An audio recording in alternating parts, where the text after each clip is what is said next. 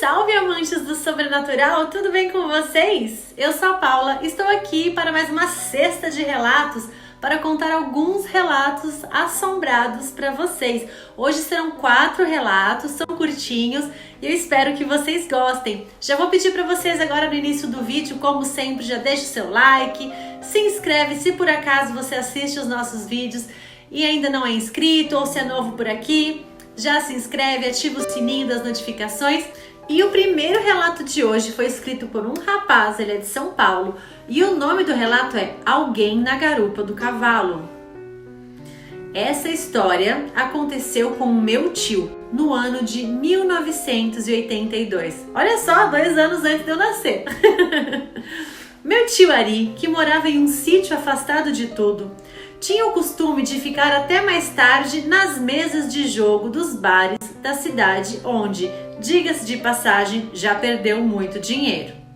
Em uma certa noite, já de madrugada, ele estava voltando para o sítio montado em seu cavalo, como de costume, quando em uma parte do caminho onde havia um enorme desfiladeiro ao lado da estrada, o cavalo empacou e mesmo com chicotadas e esporadas o bicho não se mexia, parecia petrificado.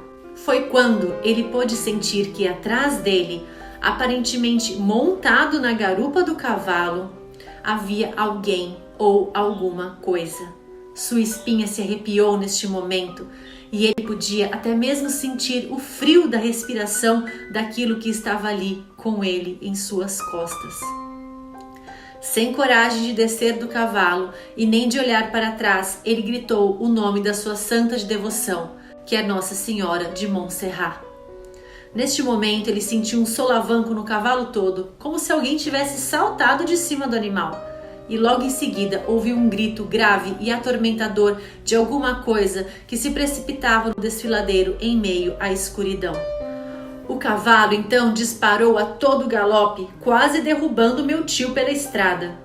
E só parando quando chegou na portaria do sítio, morrendo de medo, assim como meu tio.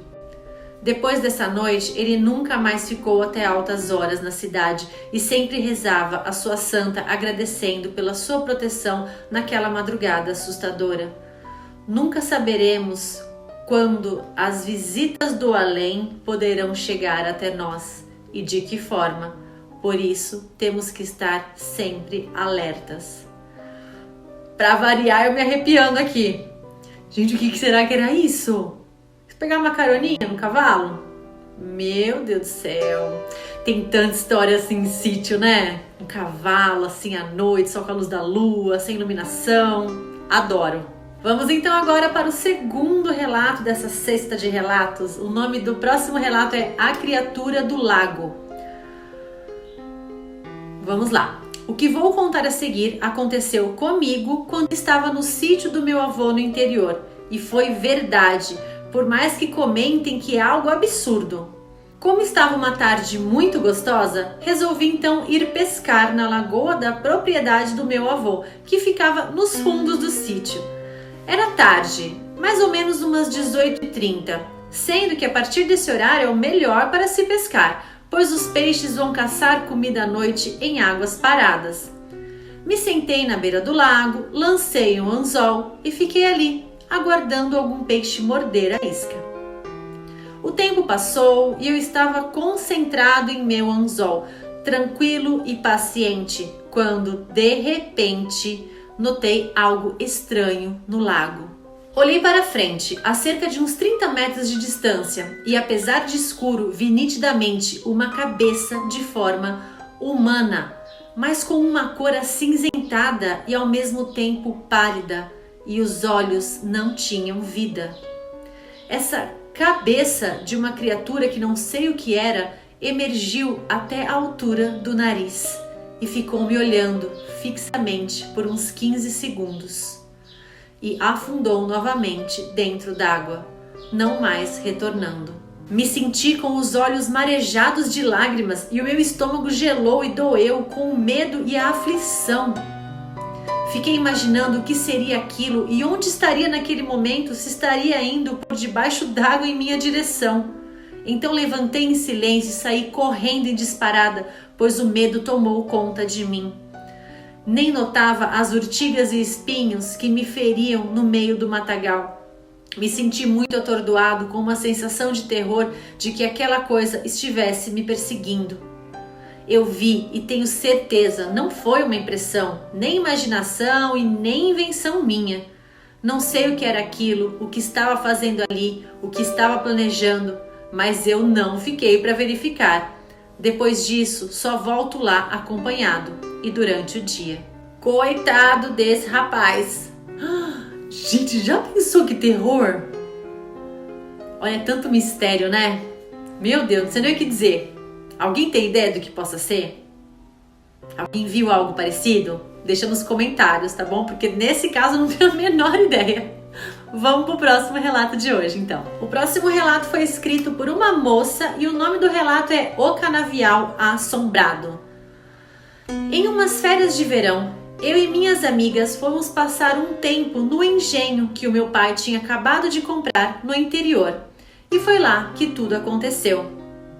A propriedade era perfeita, com uma bela casa de 5 quartos e um terraço enorme. Mas não havia eletricidade na região e por isso usávamos velas à noite.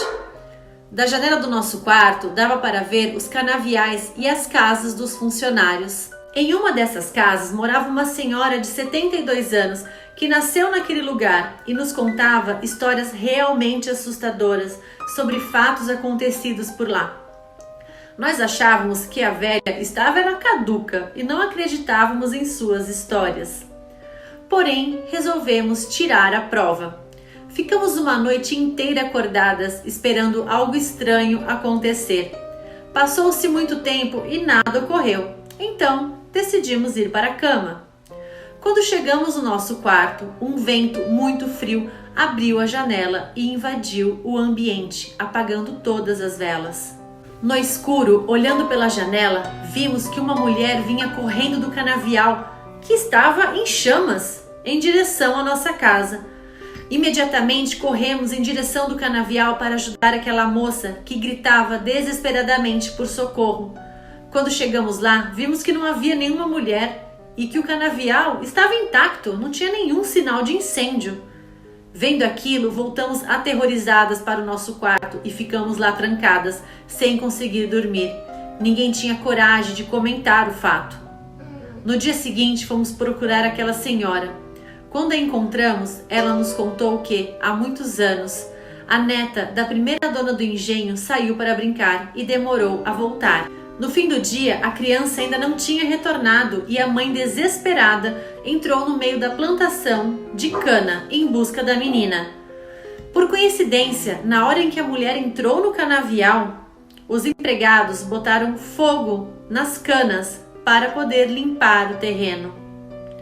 Ao amanhecer, encontraram o corpo carbonizado da mãe, mas sua filha nunca mais foi vista.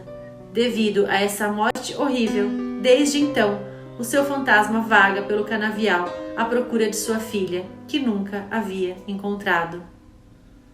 Ai, gente, é assustador, mas é triste, né? Tadinha dessa mãe. Nossa, olha, muita oração, né? Gente, eu não sei nem o que dizer, mas deve ser assustador, que é assustador é. É isso, gente. Vamos então agora para o último relato dessa cesta de relatos. E o nome do último relato de hoje é Cortejo de Pessoas. Uma vez, minha família comprou uma casa que era só atravessar a rua e já era o cemitério. Mas a casa era lateral, quase ao lado do cemitério, porém com uma rua dividindo o cemitério da casa. A casa era muito boa e espaçosa e não conseguiríamos ter comprado, logicamente, se ela estivesse localizada em algum outro lugar. Porém, claro que valeria bem mais em qualquer outro local. Um dia, eu, minha irmã e minha mãe estávamos distraídas olhando para uma das janelas laterais da casa, que dava justamente vista para o cemitério. E ficamos ali, conversando e observando um cortejo de várias pessoas. E ficamos então acompanhando aquele cortejo. As pessoas iam andando lentamente. Mas então, o que nos chamou a atenção foi que no início do cortejo não havia caixão nenhum. Então, não estava havendo enterro algum. Começamos a nos perguntar o que então faziam aquelas pessoas ali, todas juntas em fileira. Pensamos rapidamente em várias hipóteses, inclusive em uma reunião para fazer macumba no cemitério. De repente, minha mãe, sempre mais atenta, observou horrorizada e apontou. E nós não entendíamos o que estava acontecendo e ela disse: "Olhem, olhem para os pés deles!" E nós olhamos e foi de arrepiar e quase cair para trás. O cortejo todo de pessoas não encostava os pés no chão e sim, quase que flutuavam bem pertinho do chão, porém caminhando, mas sem encostarem no chão. Depois desse dia, minha mãe praticamente proibiu que abríssemos as janelas laterais que davam vista para este cemitério. Gente, olha, eu já ouvi falar tanta coisa, tanto relato de cortejo em cemitério. Vocês já ouviram falar? Já ouviram alguma história desse tipo? Eu sou a louca das histórias sobrenaturais, né? Vivo escutando, lendo, vendo em outros canais, inclusive. E eu vi uma vez, não vou deslembrar agora o canal, mas era um coveiro que estava contando que era comum, que eles já estavam até acostumados e tinha até a hora certa para aquele cortejo começar, mas aí era de madrugada. Já pensou? E ele disse, parece que eram almas perdidas, almas ruins, que não haviam subido, né, aos planos superiores por terem sido pessoas muito ruins e meio que vagavam por ali. E meio que era uma, entre aspas, maldição, assim, que elas vagassem eternamente por ali. E elas ficavam ali naquele cortejo rezando, pedindo por misericórdia. Misericórdia, digo eu, gente. Socorro. Que medo, meu Deus do céu. Eu sou tão medrosa pra essas coisas, gente, vocês não fazem ideia. Eu nem sei como é que eu consigo contar essas histórias aqui. Confesso pra vocês que existem algumas histórias que à noite eu tenho que dormir com a luz do corredor acesa, porque eu fico com medo de apagar todas as luzes. Me julguem, sou medrosa. E vocês, contem aqui pra mim se vocês gostam e têm medo, se vocês gostam e não sentem medo. Contem, eu quero saber também sobre vocês. É isso então, meus queridos. A cesta de relatos de hoje foi essa. Eu espero muito que vocês tenham gostado. Um grande beijo para vocês. Se vocês estiverem assistindo esse vídeo hoje mesmo ou em alguma outra sexta-feira, um ótimo final de semana para vocês. Fiquem todos com Deus e até um próximo relato. Tchau, tchau!